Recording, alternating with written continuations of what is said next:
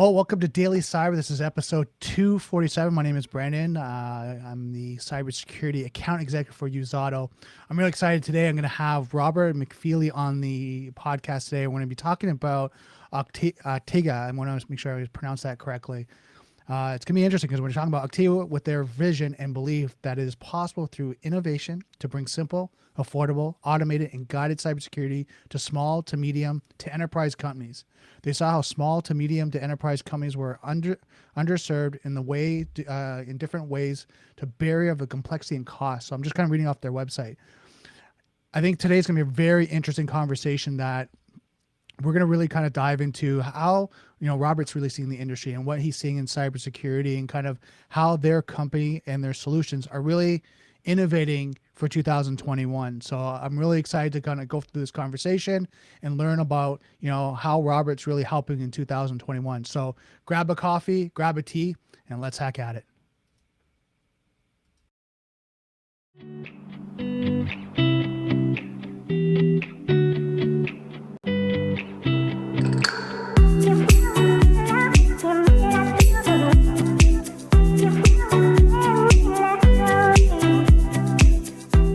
I'd like to thank our sponsor for this episode, Usado.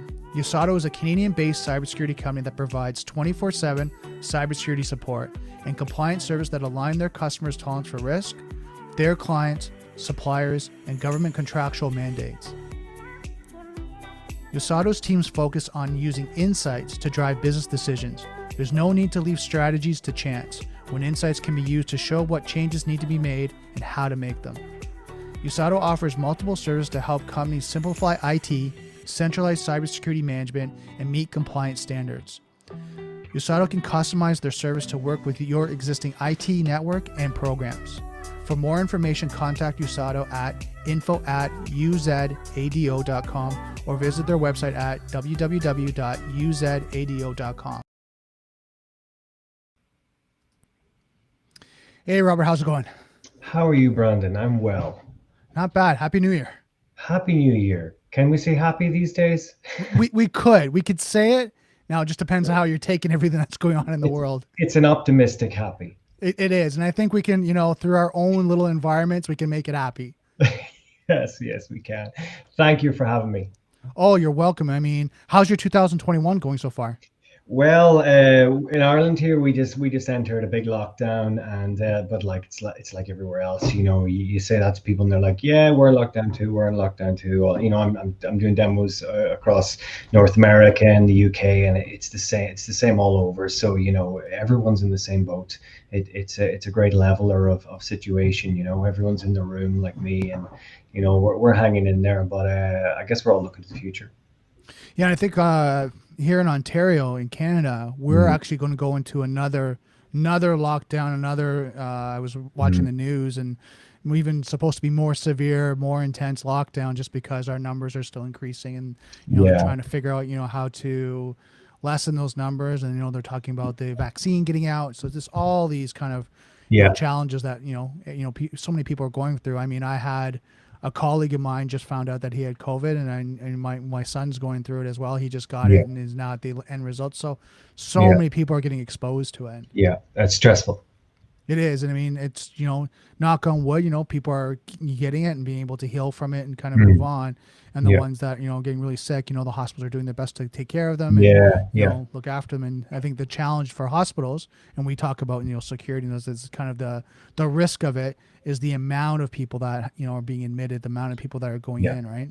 Yeah. And it's really, everybody has to take ownership of this. When we see, like I heard recently, we thought we were bad here, we're reaching, it's all about your ICU capacity, your intensive care capacity, and how close to 0% it is. And we thought we were bad. And then I realized that California has 0% ICU capacity. Well, it was last week, right? And it's happening the world over, and when you reach that sort of level of saturation, the bets are off, right? You could come in for something that you really shouldn't be, serious for. Could be a car accident, and there's just no beds for you. Right. Exactly. Right. And they're doing their best to manage, right, the flow of patients and things like that. And it's, I really appreciate and value kind of the healthcare workers and all the work that they're doing right now since, February, some of them even earlier, January of, 2020, and all the hard work they're putting. So it's Absolutely. Yeah. I've a lot of connections and family and friends who are in the profession, and man, has it been a stressful year. But anyway, we plow on. oh, exactly. And I think for us, one of the challenge, and I don't know if you found this in 2020, did you see a little bit of an increase in compromise and attacks? Yeah, I mean, I think it goes without saying. I think we did a blog a couple of days on our site, and it was obvious that there was an increase in attacks, but we had to obviously use some bit of background research for the article and just looking over the figures, and it's quite actually startling, and it's quite horrible as well in a way. Like immediately in March when all of this started happening, there was immediate attacks sort of preying on, some people. Sometimes, you go back to like hackers and that idea from years ago, and hackers were these cool people on skateboards and they had scruples, and the attacks that came right after COVID were all centered around, there was attacks, targeting the WHO email, right, and stuff like that. And people were saying, stuff about COVID, and people are already worried. When you're really, really worried, you're just going to click on that thing, and that's a really nasty side of things. I mean, look, we all know the big attacks from, like Twitter. I mean, the election, and Biden's Twitter getting breached, and then Trump had the stupid password, and it like such high profile stuff. And let's face it, Solarigate, isn't that what they're calling it? Everything seems to have a gate these days when it's a well, there's a conspiracy behind it, Yeah. I looked up that recently, and the Watergate, and it was like, is that hotel still there? And I looked it up, and it is, and I realized then they probably did well after the, from yeah. There's probably a lot of people for publicity or even just research, as they're, you got your conspiracist people that just want to do some research on the history, right? And go that location and kind of look at, as they're reading through it and what happened at that time, to see kind of all that. But yeah, you look at the SolarWinds, and, FireEye was the first initial kind of, media exposure that we kind of got to this, first outbreak, is that FireEye got compromised, and then as it progressed, into SolarWinds and the Orion and kind of all that, and then I don't think they still know, and this is just my opinion, I don't think they still know the impact, right, of the compromises. I would imagine there's a lot of organizations, especially federal organizations in the US, which are quite slow to say, because they might be defense. Things like that. I would imagine they might be slow. They mean something natural. And I think as well, it's kind of what 2020 has kind of taught us, is that there's no correlation between size and target. Okay. It's like these big companies like SolarWinds and FireEye and this, they were big companies. You think, oh, well, big companies, they've got to be really, really secure. And that's just not the case. There's still guys called Bob who leave a server open with password 1234 on it. and that that comes down to the people and the organizations, and like, for example, like the president's email being hacked and things like that.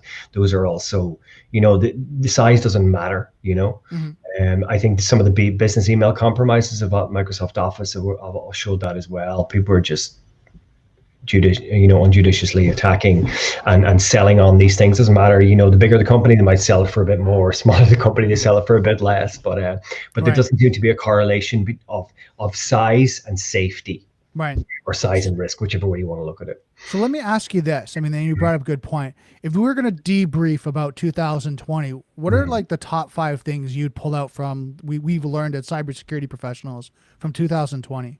Well, I'm not so sure it's the professionals have learned as much as the rest of the people. Okay. I think it's the minutes, right? You can imagine I'm thinking, right, I live here in Galway in the west of Ireland. And whenever I picture these things, I picture maybe companies I've worked with, or companies that I know and who have IT systems, right?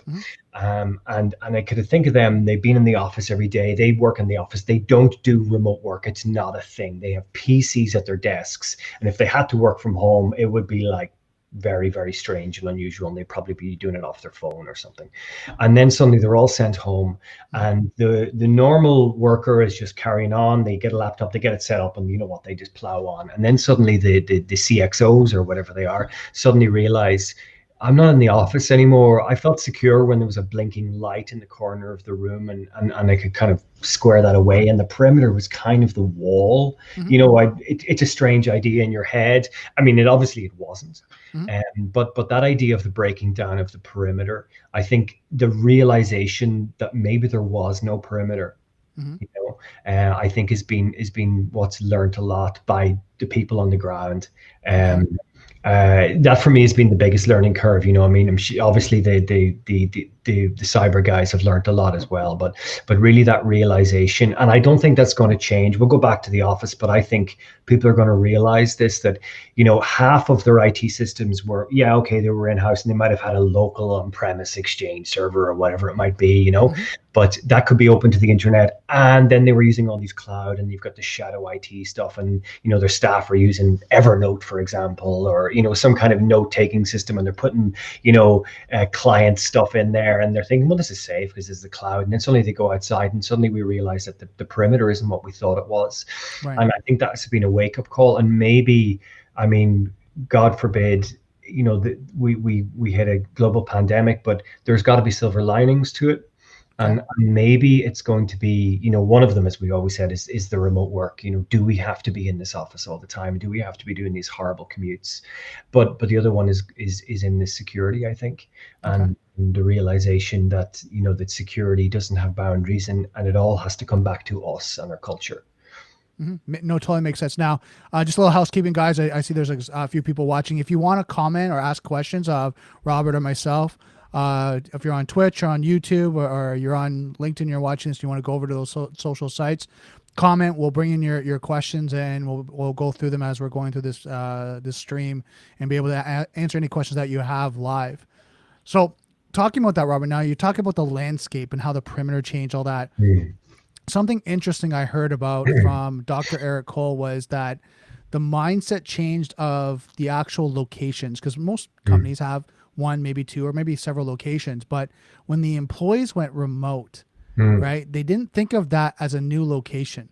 They didn't think of that as a new, that now I have 200, or say I've had 50 employees, that 50 employees, now each employee is a completely new location. That I have to have security policies, processes, systems. And I have to think about, as an organization, that now my company has expanded from 2 locations to 56 locations. Yeah. Right? Yeah. But was it always that way for a lot of companies, because like if you think about it, I remember back in 2010 when I started my IT, I got out of some stuff I was previously in, and I went into IT, and I started working for Hewlett Packard, and they had a remote work policy back then. And sometimes I would work half my week at home, but there was like, and at one point I remember I could get, I think I could get email on my phone, that whole bring your own device thing. And that's kind of a gray area, right? And maybe these things in our pockets, these are our locations, right, as well. Now I don't think HP really have that risk with the bring your own devices, but a lot of companies do. Right. It's a gray area. For sure. Now, going forward, so you kind of recapped a little bit on the perimeter and what's going on. What do we need to look at for 2021? What are some things that you would say, like, if I was a CISO or, in the C-suite kind of area, what do I need to look at for 2021? Okay, well, I mean, his obvious one is remote, and getting everybody secure remotely. Realizing that you need to secure across your infrastructure, not just your on-premise stuff, but also your cloud stuff. And are you secure across your cloud stuff? And how are you secure across your cloud stuff? It's not just, well, don't put that kind of data in that sort of cloud. If you're, I mean, GDPR did great education for that, and obviously there's similar standards coming in over in your side of the pond. But that thing about remote is it's really come to the fore. It's one of those things that we've realized recently, and where was I going with this? The stuff that's coming in 21, we're going to have to educate our people more. The top to bottom, we can go across our stack, right? Okay. And we can say, look, take a look at all of our on-premise infrastructure, and then take a look at all our cloud stuff. And then you kind of got to move below that a little bit and say, well, who's operating all this stuff? And that's your people. right? And are the people educated? Okay. And and there's in every company there's tech savvy people. I mean, we think tech a lot. You're tech, I'm tech, right? But we in tech, people tend to think in tech. And you go to some accounting firm, and Joe at reception, is he tech savvy? Older. I mean, I don't mean to be ageist, but older people tend to be less tech savvy than younger people, maybe. You know what? The funny thing is, I'm going to kind of stop you there. There's actually some guys, the older generation, that used to be the jack of all trades because they used to have to be the guy, the database, the website, the server, like all that. So having a little support for them, and I'm going to, ageism, I'm going to support these guys, the older guys. Some of those guys had that kind of that knowledge where they had to learn coding, programming, networking, at that time, security, which wasn't defined, but they had to lock things down while being the desktop support, while being, the budget, the finance guy. So some of these guys from the old school, like, and I used to work on the Ontario government, and you talk to some of the guys that have been around for years, and you hear all the stuff they had to do. Right now, don't get me wrong, the roles and responsibilities have spread out and went deep. Right. Yeah. And we've expanded when it comes to technology. So completely agree on the outside. Like now your cloud, your Amazon cloud, that's a lot to learn and be able to, now if you want to go over to Microsoft's cloud, that's a lot to learn and to develop. And maybe you can cross over, but it's hard to keep up because Microsoft makes a change and now you're a newbie again, right? Yeah. But I mean, but your point, while is very, very valid, is still valid for maybe the IT sector a bit more than it would be. You move outside of that, and we all have IT. We all have an IT operation, and some companies are IT operations without realizing. You know what they say about banks. They're an IT company with a banking license, right. And in less IT-oriented companies, but yet have IT, you get people of all shapes and ages and walks of life, and they are sometimes your risk surface.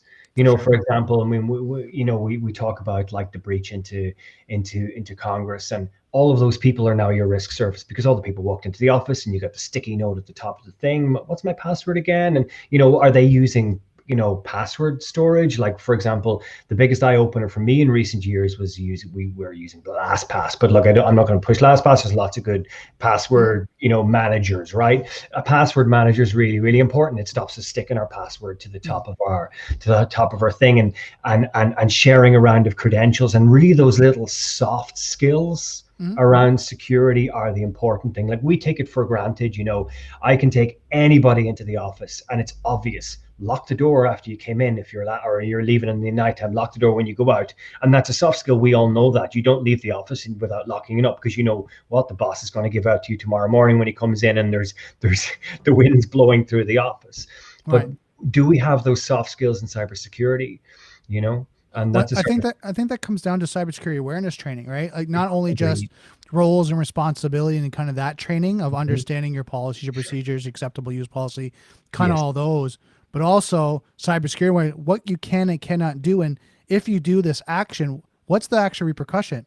What actually can happen, and going through that knowledge, that training to be able to say, if you click on this link, you could get malware downloaded and it'd be keylogger, ransomware, anything along that line.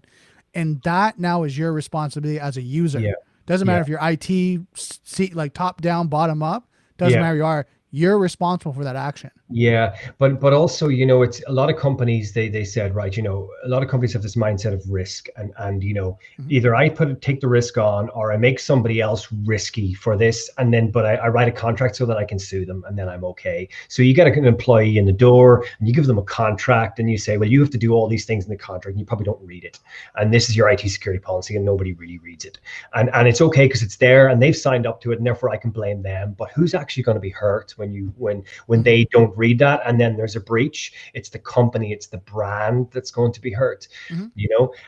Like in a previous, I won't say where or when, place thing that I worked at, there was a small breach, and these kind of people, they knew that their password that they had, and they just never bothered changing it because it was shared around, and it was one of those sort of delegate accounts, and they thought, well, we're too small. No one's ever gonna try and breach this. And of course, it was breached by bots, right? Let's go and try and password 1 2 3 4. We'll try that. Boom, and then suddenly there was emails about about breast enlargements going out from their outbox, which was rather embarrassing. And you know, and it's that kind of awareness. And a lot of companies don't do those cyber trainings. You know, they say, there's your policy. You have to adhere to that. In the same way you've got all those other policies that you probably put in the top drawer, right, of work, and you go, I'll read that later, and you never do. Right. And I think that's important. That comes back down to like the environment, the education of the environment itself from top down, and the responsibility that the organization's taking on. Because again, you've got due care and due diligence at the C level where they have to make sure that they know of all the risks, and they have to, if there's something there's a vulnerability, there's a risk, they have to take the appropriate actions. Yes. Right. Now it might be, like you said, transference, that we write a policy and that should be good enough, or we have insurance and that will cover it. And there's all different methods of, you know, hardening, you know, a system. But the insurance isn't really good enough, right? Because, you know, you can't, there's all these intangible costs to a breach. It's not just, you know, the indemnity cost that you're covered or whatever, you know, it's the premium going up afterwards, or it's your brand damage. And how do you quantify that? And how do you quantify just the fact that you ran around like a headless chicken for a week in complete panic, or, you know, you lose trust in the people in your work, and there's damage in so many ways. And it needs to be more than just that contract. It needs to be okay, we give them the contract, but I really got to sit them down in a room for a week. It's worth my business value to do this. Right. And I think some of the tools that we use, and I'm sure you're aware of that, where that actually has a validation of training, right? And their scoring of their training, and then, you know, retraining if they don't score to a certain level that, you know, the company organization has set as passable. And then they have to go through cybersecurity awareness training to at least have a baseline, right? That everyone at least is trained up to that level. Now, don't get me wrong. There's human actions and people make mistakes and whatever, but at least the awareness is at a certain baseline. But Brandon, do you think it needs to be more than just training? I feel it needs to be culture, right? I think the difference between someone who's trained and someone who evangelizes is a big difference, right? When you evangelize, it's a giving, cross-pollinating sort of a thing, right? When you've got you know, like if you're worked in a company where there's great tech evangelists, it just keeps spreading out from them, right? Or work in a company where everyone knows the spec, but, you know, oh yeah, I'm supposed to stick to this, but I don't actually do it. And it's culture that evangelizes. So I think it's really cultural mindsets that, you know, and how do you train that? You know, that has to, you know, it's almost like you have to train the CXOs in a different way. You got to be evangelists for this. You got to understand it, and then you got to be an evangelist. And the rest of the people, they got to learn it and they got to listen. And agree, totally agree.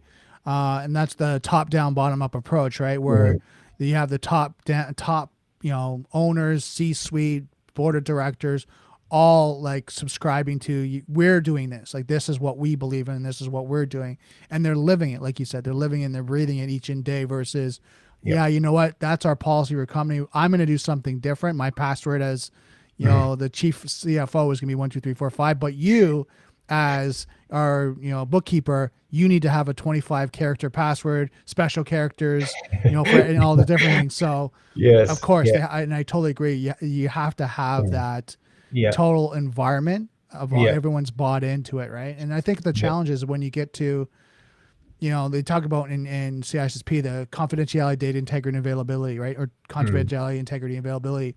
Availability is so challenging because users want things easy, accessible. And you talk about, like, and I'll use LastPass. I know users that don't want to use LastPass because it's too hard. It's too difficult. Because they have to sometimes copy the password when it doesn't fill it in.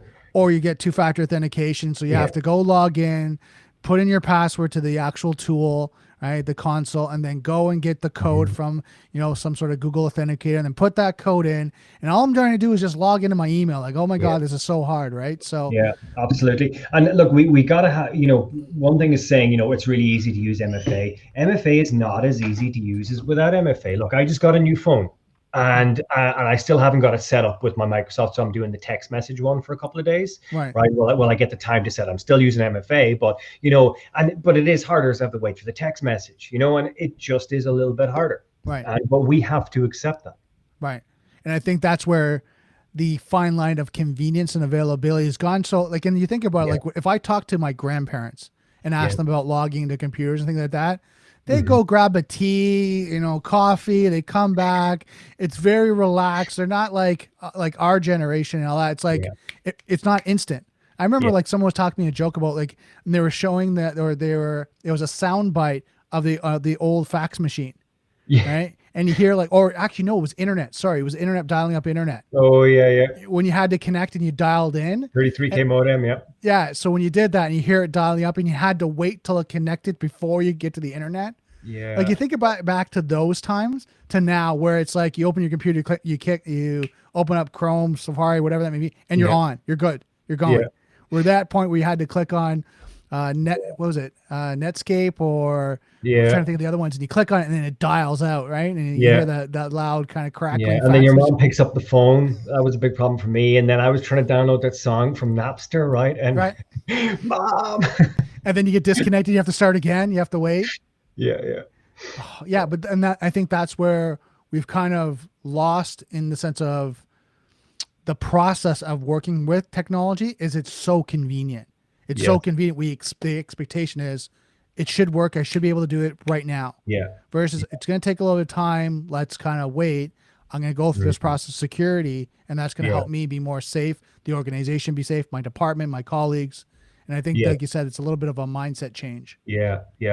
No, definitely. And we're talking about phones there, and just back to your question on, things you see this year, coming up. I really think, and I alluded to it earlier, the sort of the bring your own device problem, right? A lot of companies, they want, I want to contact Bob just in case everything goes pear-shaped over at night, right? And he's got his phone but I don't manage that phone, and I don't know, we don't have enough money or resources to tell Bob, I'm going to buy you a phone, and Bob doesn't want two phones. So I say, just install, the email on your phone and access it through that. Does Bob have a password? I can't tell Bob to put a password in his phone. It's his phone, and there's a gray area there, and it's not being addressed. Right. And I think that's and if one thing we learned in 2020 is that, constantly we're learning again, right, is that threat actors are adapting all the time, and they're just going to adapt to the net. They're moving on ahead, one step ahead every single time, and they're learning. And I think the BYOD is going to be a big area as well for 2021. Bring your own device, sorry, just to not abbreviate. Yeah, for 2021. Yes, I think so. So moving forward, like, what is the best security approach, a small to medium size to enterprise with a tight budget right now? Because we're in the pandemic. The board of directors, C-suite are all now being very cost effective in what they're spending right now. How can they implement security? So I think firstly, it's the realizations and evangelizing culture that's cheap. Culture's cheap when it's started at the right place. Training, it's got to be there, and then it's starting with it's not just taking a security solution that just does a vertical of your stack or a vertical of your area, get virus scanners on all the machines. You got to, I like the way NIST does it, the protect, identify, protect, detect, remediate, respond. And that's something we tried to do in our solution at Octiga. I won't peddle the product too much today, but it's that security journey, right? And we cannot just stand up some solutions and let them go. It's okay. We installed last year that thing on the computer. It should be fine.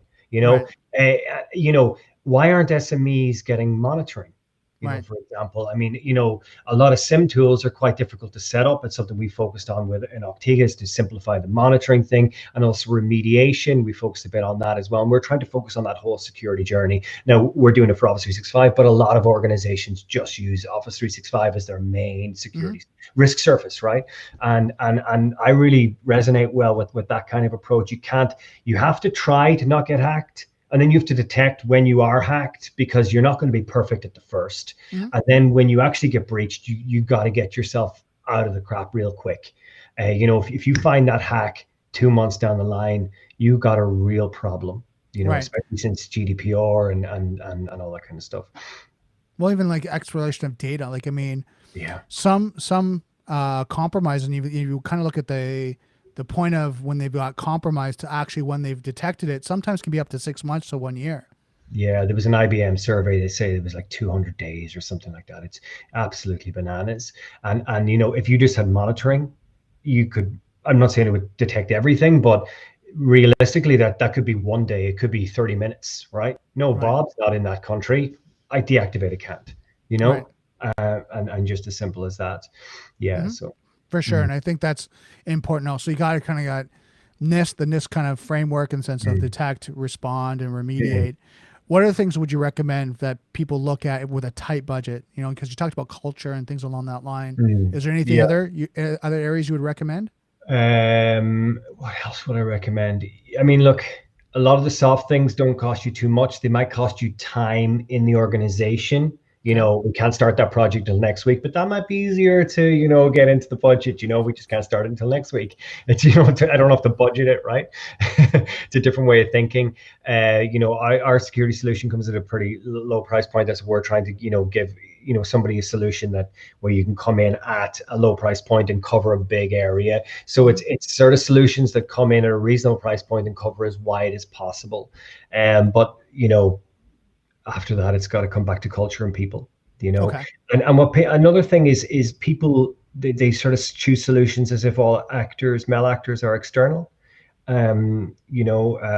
did a demo to a guy I know recently, a friend in Ireland here, and he was just saying how he had a guy working for him for a long time, got hired by another guy and just took all the accounts with him, Oh, wow.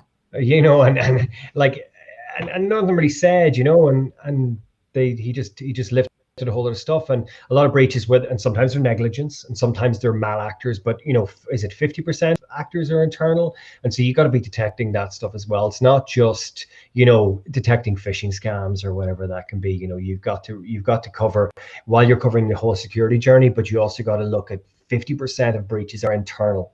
Wow. And probably half of those are negligence, and half of those are malevolent, and half of them are benevolent, if you like. They're planned, and half of them are just, oops, I forgot, I left that. I printed that out and took it to the cafe and left it on the table.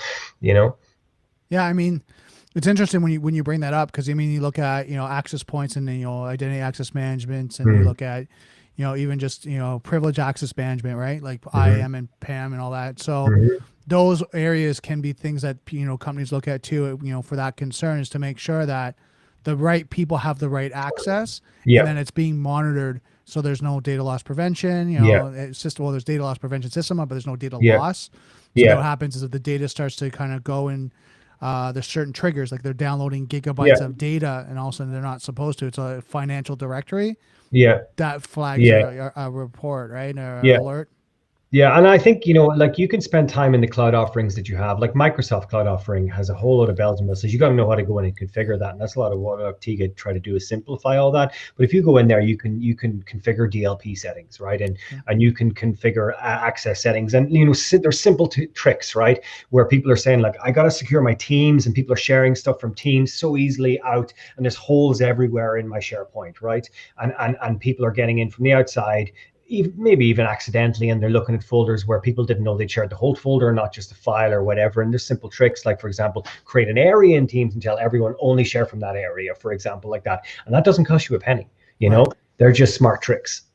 Right. It's more kind of the archetype or and what fits your organization as well, right? And like that could fit my organization, which is create an area and team, and one size doesn't fit all for security. Smaller companies, sometimes a much simpler solution can work.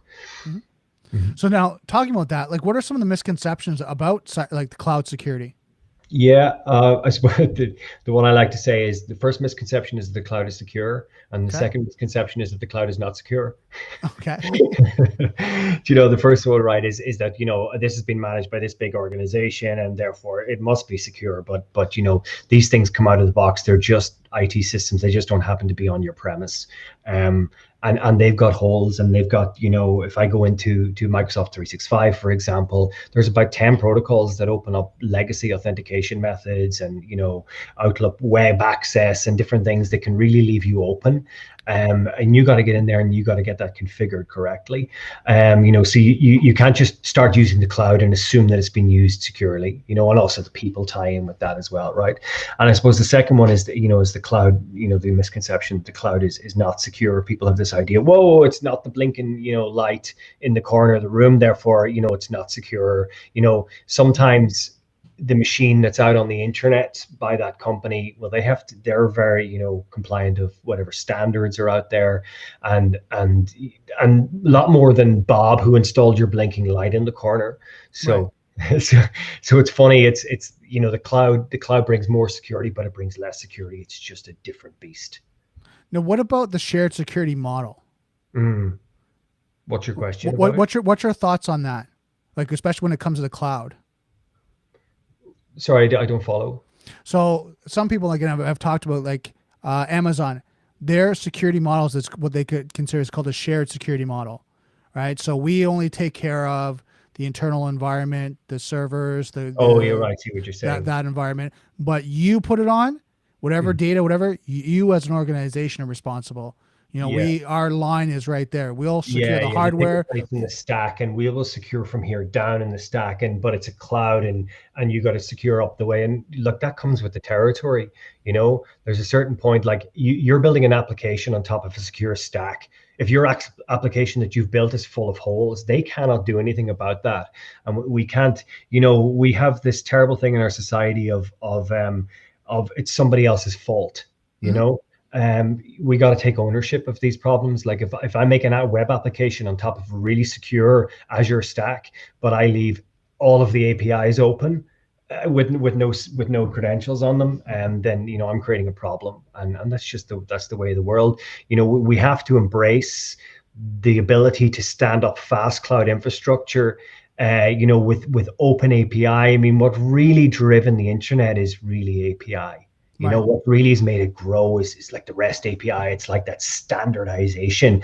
But, with that standardization are you doing it securely? I mean, HTTPS is kind of, only now is it like becoming the default. It's like talking about WhatsApp and Signal, and Signal is a strange thing over the side here that it's the secure messenger. I'll just use WhatsApp, or no, like I use WhatsApp myself, I love it, but I'm not trying to be disingenuous to them or anything, but now people are kind of going, well, hang on, let's look at these more obscure HTTPS or encrypted end-to-end offerings and that kind of thing.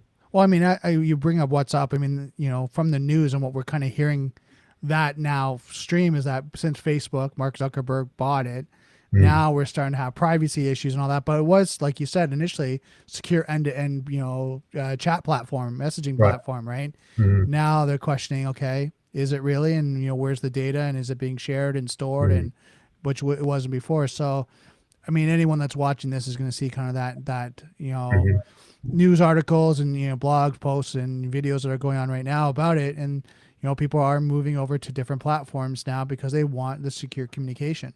Absolutely, and you have to realize that anything you put out there is on a server somewhere, and it's going to be there forever. It's one of the first things I learned in the IT world is don't put anything in digital that you don't want to stand over for the rest of your life.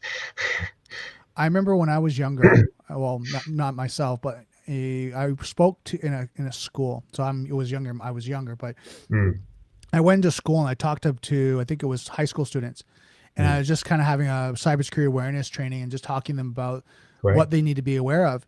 And that was one of the things that opened my eyes to how people don't really realize them hanging out, doing different activities can affect their career, 5 to 10 years down the road, is when they're going for an HR interview and they do a deep dive through their social media and scrape it, and then see the people that they're hanging out with. They're like, they're not right for our culture. They're actually potentially a liability or a risk.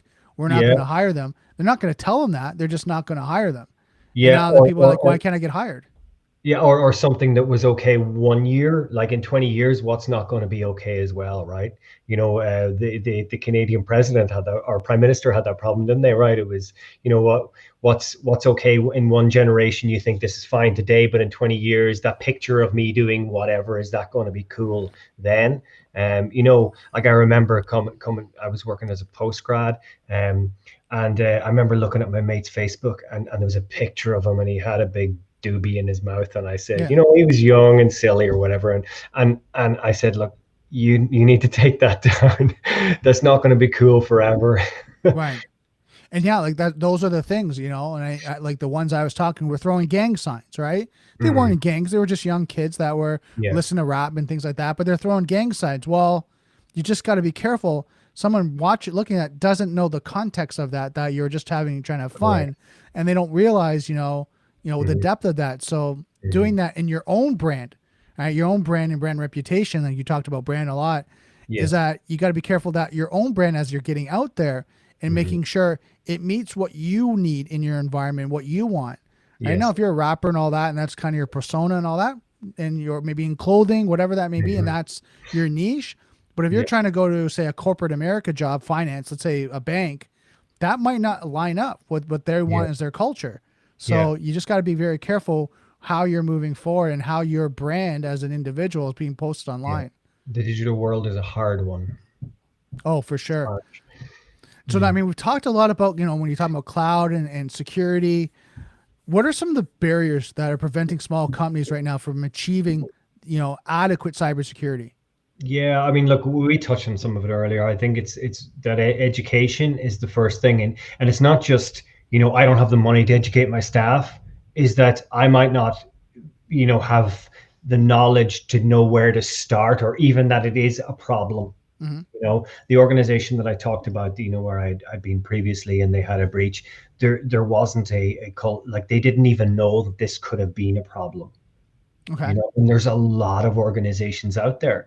You take any, some company that sells books in your local hometown, and they've got a few stores and they got an IT system, and they might not have tech people, and they've hired some local managed service provider to set up the thing, but they never asked about security. Hmm. And the managed service provider put some stuff in but left them go because that's all the contract they had. And then suddenly there's this big gap and nobody knows to start to ask the questions. Right. And I think that's a great barrier. It's reaching people to make them realize that this is a problem. And that's that. I think that's one of the barriers, and that leads on to, do you have the knowledge in house to do this, or where do you start? Like you could even, as we talked about earlier, everything needs to be so pronto, and business has kind of gone with that. So if something's slow, it's automatically a major drag. So if I have to spend a day looking up what kind of solution I should even get in the first place, that's, without even getting into that solution and then learning that solution, Hmm. feels like a major drag to my business. and Right. and I think that's a major barrier for SMEs. The other one I think is, and I alluded to it earlier on the size thing, is the naivety that it won't happen to me Right. culture. you Because know you're smaller. Is that kind of the, yeah, I think so. Look, we deal with SMEs a lot in our business, and it's that thought that it won't happen to me because I'm small. But yet, most hacking is probably bots. I don't know. Like a lot of it out there is just, trying endpoints and seeing if some password and cycling through them and seeing if it works. And that's that idea that, that kind of thinking. I suppose the other one is, you get companies, we get asked, and companies say, do you have ISO 27001? right. And you're a small company, and ISO 27001 is a big job to do, For sure. and where are, I don't think there are more, but there maybe isn't enough standards in there, or regulatory pushes for smaller companies to achieve smaller goals. I was listening to a podcast the other day. We get these kind of podcasts after Christmas where people say, this is how you create a habit, right? Is you try, and I love the line, is try to be mediocre. Right. You got to be mediocre first. Go out, just run to your gate and back, do that every day. Right. It's that habit forming thing. Right. And it's like we need standards that are mediocre. We can't just say, well, look, it's ISO 27000, and we're going, yeah, okay, well, we'll do that next year. Right.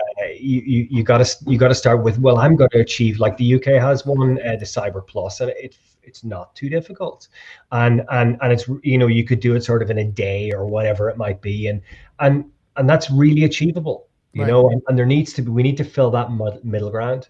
Right. And I think for the middle ground too, I mean, it depends on your requirements. And like kind of talking about, through our company, we have an MGRC program, and we do like management, government, risk, and compliance. Mhm. And it comes down to what's the driver that's driving that compliance? Is it a nice to have because I'm a company, or is Yeah. there a driving fact because your industry says that if you want to run a business in this industry, you need to Yeah. be PCI, ISO, GDPR, Yeah. whatever that compliance. Yeah. You just need to be it because it's a certain standard that you have to meet. Yeah. And I think if it's a nice to have, we Hmm. have like the NIST standards that the framework you can go off of and just use as a framework and meet certain, criteria. But if you're going for compliance and there's a Yeah. driver that needs that, Yeah. it becomes a very hard discussion for organizations because there's a lot of administrative controls, technical controls, Hmm. and things that are very costly to be able to implement over time and distance. And Hmm. then, like, is manage it. Manage it Hmm. over the next, because it's not the point where I got it set up and Yeah. now I'm done. Whew, I can step Yeah. away. It's no, now you have to manage it. You have to manage the logs. You have to manage the cybersecurity. You have to manage the policies, and you go through Yeah. change management projects. Now you have Yeah. to update all your documents and things that happen. Like, it's just Hmm. this living, breathing entity. And Yeah. people don't realize as they're doing that, it is a huge undertaking. Indeed, and but I think when GDPR first came out in Europe, people were complaining like, how are we going to make it so that all this data is deletable and all this kind of stuff, and people were saying, oh, how do we do the marketing thing? Because you can't have it ticked by default and all that kind of stuff. But in my opinion, GDPR has been a godsend because it pushed everybody up, maybe just towards that as the kind of mediocre level, gets you've got to push people a little bit. I think the more industries where you make it contingent on that even low level of regulation within the industry, suddenly everyone comes in and everybody's a winner. The bar moves up. Right. And I think it's an ongoing dynamic bar because, as you set Mm. that bar and you get them at a certain level, the hackers go, okay, you're here, but I'm over here and I'm up at this level and I'm going to Yeah. chip away at you. And then you have to keep But moving. you got to fight. You can't not fighting because you think that bar is dynamic is not an option. Right. Right. And that's why, just to educate people that are watching this, or maybe are thinking that, like you said, I'm a small company. I don't have to worry about it. Like you said, Yeah. they'll chip away at you. Like it's Yeah. one thing, like social engineering, right? And they'll work on your staff and just trying to compromise them that way. Email, Yeah. phishing campaigns, bots and all that from your access points and, Yeah. infiltrate kind of your data or your Yeah. servers, whatever that may be. They're Yeah. trying at all different angles, right? It's not Yeah. just one. It's not like, Especially business email compromise, especially, like your staff and getting, oh, my bank account details have changed. And if you don't have the policies in place, like some of the smaller organizations do, you're more at risk because someone's going to email you someday, oh, just change the bank account number on that and send me the 50K, you hear the horror stories. And in ways, I think it's the smaller companies that are much more susceptible to those invoice frauds. I've never actually looked at the figures of invoice fraud across size, but I imagine it could be quite horrible in the low areas. well, I think it was on the news. Barbara from the Shark Tank, she got compromised from that exact scenario Right. where someone sent in, "Hey, you haven't paid the invoice," Mm-hmm. right? And it went to their assistant or the Mm-hmm. person that was signing off. They didn't realize, it wasn't a valid email. They went and sent the check, right? And they sent the check to the wrong person, and sure enough, they compromised them. Yeah, and it's horrible, and like as a small business, you're also more at risk because when that happens, you might have only 4 or 5 clients, Right. And now you've suddenly ruined the relationship with one of them, Well, and then then that could affect their brand reputation across the rest because they could have relationships with the other clients, and like if you got compromised, I'm not going to take the risk and work with that company anymore. And with smaller companies, they're more likely to close from a breach, right? Than the larger ones because they can sustain the remediation, the brand reputation, and they can grow back. Where smaller companies might not be able to sustain it. They can't. They don't have the overhead capacity to absorb that. Oh, exactly. So we're coming close to the end. Was there anything that we didn't cover that you wanted to share? No, I think we did. I think we did pretty. We went through. I mean, I'm thinking back to what I wanted to talk about. No, that's pretty good. Okay, so tell me a little bit about Octiga, right? Is that Okay. Yeah, I don't even know. I like to let people pronounce it how they want. Octiga. That's just that just interests me how you could pronounce that. So the idea of Octiga was this sort of this octopus, fixing all these different settings and bells and whistles. And look, we were formed out of the idea, and it alludes to a lot of stuff we've just talking about here, that SMEs are underserved by cybersecurity. And I'm a SaaS guy from the background. I've been learning cybersecurity in the last couple of years, and I was approached by another cybersecurity guy, and he said, look, let's put our brains together and let's automate the stuff that I do in the consultancy a lot. And let's do that, on the end that's really good for SMEs, because they're being underserved by this stuff. Let's give them affordable detection.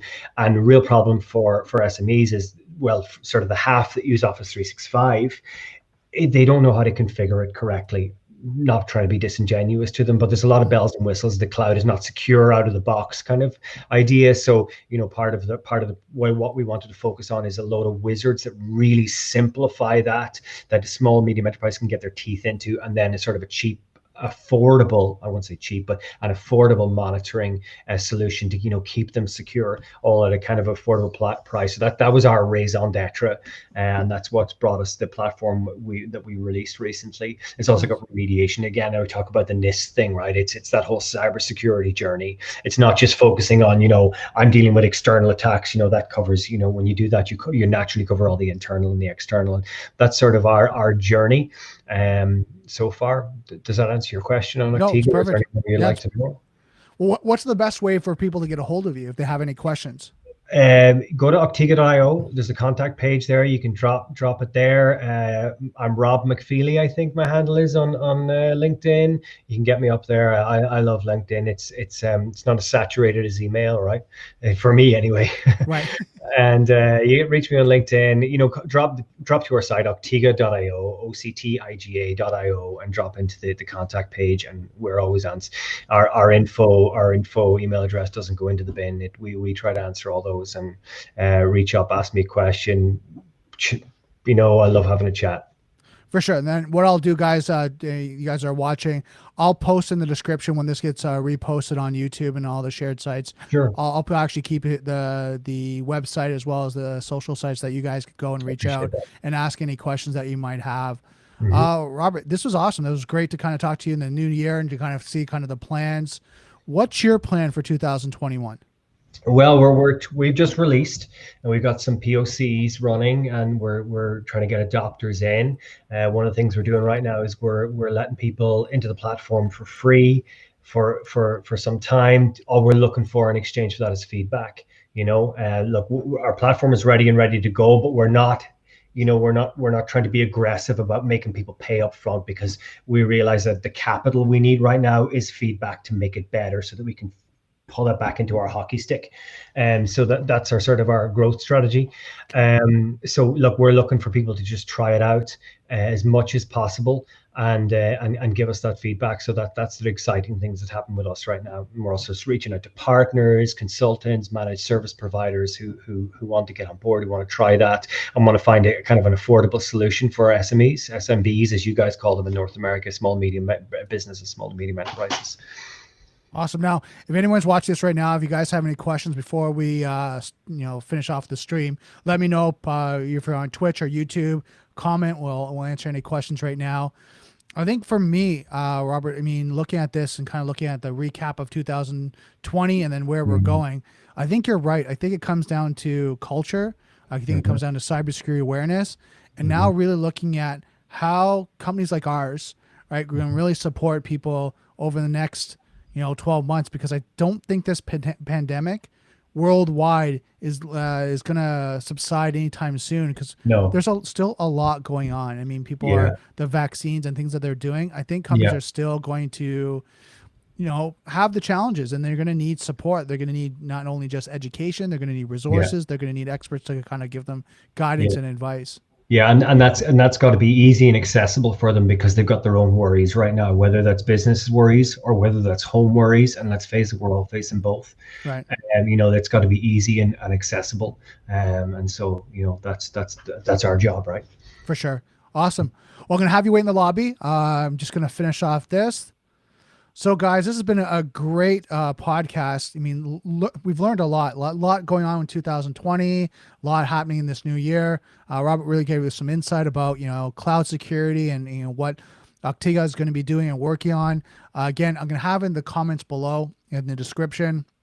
If you want to connect and reach out, he's going to have the social sites, everything out there. I'll be posting this on Thursday to let you know. And we're just going to keep going and just keep rocking. Now, to let you guys know, tonight there's going to be another live session. I'm going to be doing a meetup. I'm going to be talking about some cybersecurity defense in depth. So a lot of great things happening there. Again, I'll have the links to that. Watch my social sites, Brandon at twitter.com, or sorry, Brandon, twitter.com at / Brandon Krieger. Watch that. You're going to see the post out there when that goes live. Again, the goal for me for 2021 is just to help you guys as much as possible, bringing experts like Robert in so that we can help you learn more about cybersecurity and just really protect yourself as you're going. And so last, I want to remind you, don't forget, software's hackable, being connected is vulnerable. I'll see you next Daily Cyber.